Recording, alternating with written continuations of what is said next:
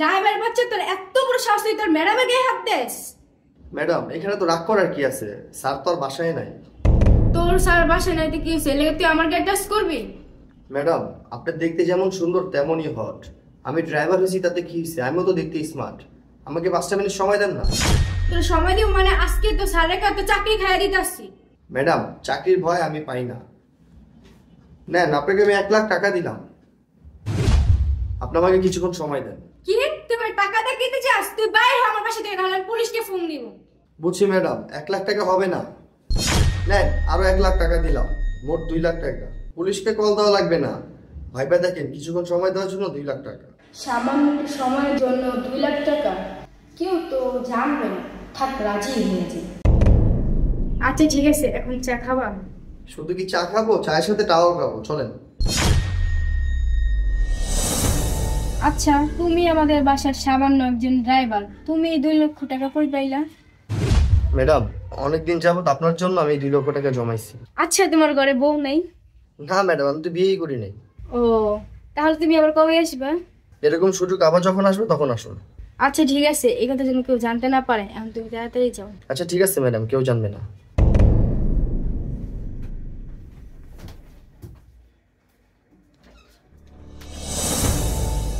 এই নাও তুমি ব্লেজার।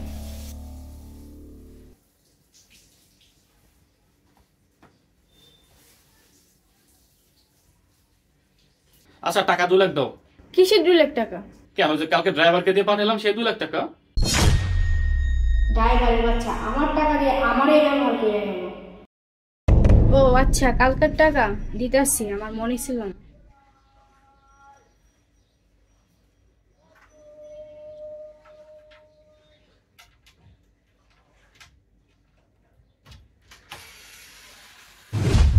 কি ব্যাপার, তুমি ড্রয়ার রেখে জামা কাপড়ের ভিতরে কেন টাকা রাখছো? এমনিতেই।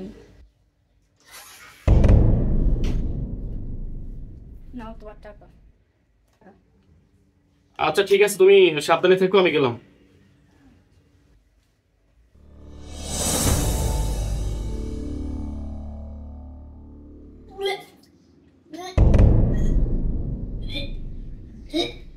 এই তোমার কি হয়েছে?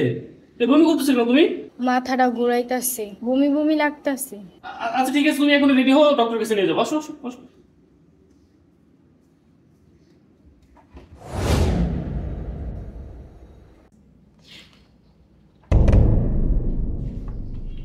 আপনার রিপোর্টগুলো দেখলাম, রিপোর্টগুলো সবই ভালো আছে। আপনি 3 মাসের প্রেগনেন্ট। কি ব্যাপার, কোনো সমস্যা? না ম্যাডাম, কোনো সমস্যা না, রিপোর্টগুলো দেন। উনি তো প্রথম মা হচ্ছে, ওনার দিকে যত্ন নিয়েন। এই দেন রিপোর্ট। আচ্ছা ঠিক আছে ম্যাডাম, আজকে তাহলে আসি। আসসালামু আলাইকুম।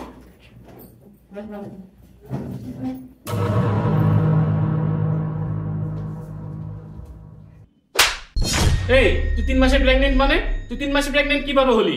ডাক্তারের সামনে আমি তোরে কিছু বলি নাই। বল এই সন্তানের বাবাকে। তুমি আমার স্বামী, এই সন্তানের বাবা তুমি। তুমি ছাড়া আবার কি হবে? তুই কি ভুলে গেছিস ডক্টর আমারে কি বলছিল? দেখেন, আপনার রিপোর্টগুলো তো সবই দেখলাম, রিপোর্ট ভালো আসে নাই। আপনি কখনো বাবা হতে পারবেন না। স্যার, এই রোগের কোনো ভালো চিকিৎসা নেই? না, এ রোগের ভালো কোনো চিকিৎসা নেই, শুধু শুধু টাকা নষ্ট হবে। এই নেন আপনাদের রিপোর্ট।